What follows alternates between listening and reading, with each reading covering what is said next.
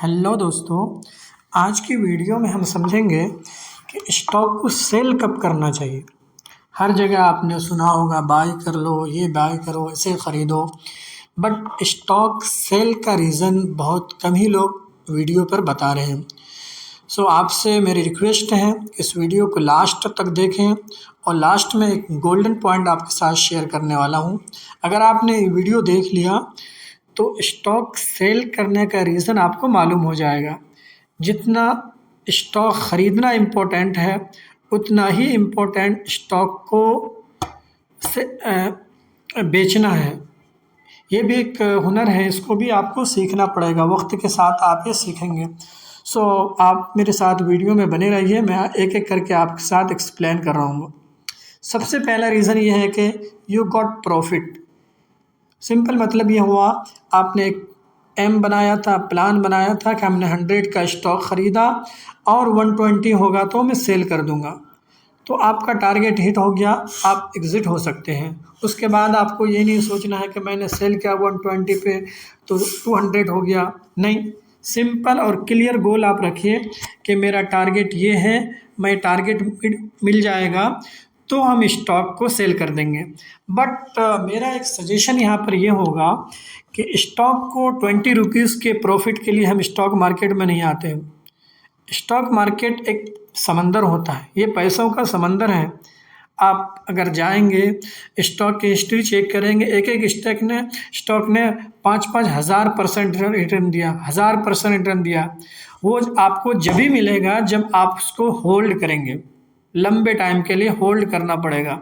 अगर आप उतार चढ़ाव हर कंपनी में, आपको NSE BSE पे कोई ऐसी कंपनी नहीं मिलेगा जो कभी 50-30% क्रैश नहीं हुआ, लेकिन क्रैश होने के बाद वो ख़त्म नहीं हुआ। अभी का जैसे सिनारियो है, तो इसमें हर एक कंपनी ऑलमोस्ट 80% कंपनी डाउन में है, करीब करीब अपने 52 लो पे है। तो इसका मतलब ये नहीं होता सब लोग स्टॉक सेल करके निकल जाएंगे। अगर ऐसा करेंगे तो फिर तो मार्केट ही डूब जाएंगे। तो मेरा सजेशन ये रहेगा कि आप अपने एक बड़ा टारगेट सेट कीजिए, बिग गोल। छोटे प्रॉफिट के लिए 100 और 1000 के लिए स्टॉक मार्केट में नहीं आया करते हैं। सेकंड ये है, कंपनी इज़ डूइंग बैड। अब स्टॉक मार्केट एक्चुअल स्टॉक है क्या? ये बिजनेस है। स्टॉक मार्केट में एंट्री करना एक तरह के हम ऑनलाइन बिजनेस शुरू कर रहे हैं। अगर बिजनेस आपका ख़राब है, कोई कंपनी अच्छे प्रॉफिट नहीं कर रही, दिन ब दिन वो कर्जे ले रही है, सेलिंग कम हो रही है, दिस इज डेंजर साइन। तो इस वक्त आपको डिसीजन लेना पड़ेगा कि नहीं, इस कंपनी से हमें मूव होना है। नंबर 1 हमने बताया कि आपका टारगेट हिट हो जाए। नंबर 2 ये है कि अगर जिस कंपनी में हमने इन्वेस्ट किया उसके अंदर कोई फ्रॉड हो रही, या कि उस पर कर्जे ले रही, सेल कम हो रही है, तो इस सूरत में आप स्टॉक को सेल करने का डिसीजन ले सकते हैं। और उस वक्त तो आपको लॉस में भी बेच के निकल जाना चाहिए अगर उसकी बिजनेस सही नहीं है। इसलिए कि स्टॉक जब भी बढ़ेंगे जबकि उसका बिजनेस बढ़े। अगर कोई स्टॉक बगैर बिजनेस के इंक्रीज हो रहा है तो वहाँ ट्रैप होने के चांसेस आप फंस सकते हैं। थर्ड ये है कि you find a better stock.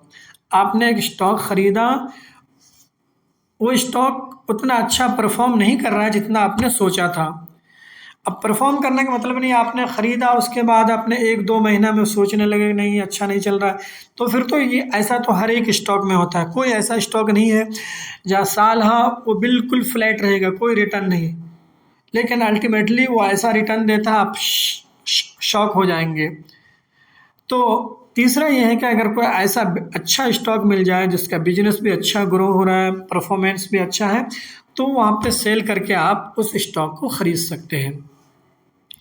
Last में जैसा कि हमने आपसे प्रॉमिस किया था, एक गोल्डन पॉइंट है आपके लिए, वो है कि don't sell because you are scared. डर और खौफ से कभी भी स्टॉक मार्केट में कोई डिसीजन ना लेना, ना तो ग्रिड में आकर कोई चीज़ खरीदना और ना ही लालच में डर की वजह से कोई चीज़ बेच देना।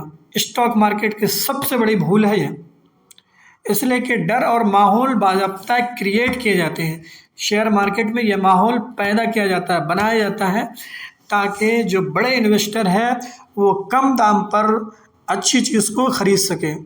उम्मीद करता हूँ मेरी ये वीडियो आपके लिए हेल्पफुल रहा होगा। अगर यस तो हमें कमेंट बॉक्स में ज़रूर बताएं, और इस तरह के कोई और वीडियो अगर आपको चाहिए जिसमें आपको डाउट है, कोई कन्फ्यूजिंग है, तो हमें ज़रूर कमेंट बॉक्स में बताएं। इंशाअल्लाह मैं रिप्लाई करूँगा या उस पर एक मुस्तकिल वीडियो बनाने की कोशिश करूँगा।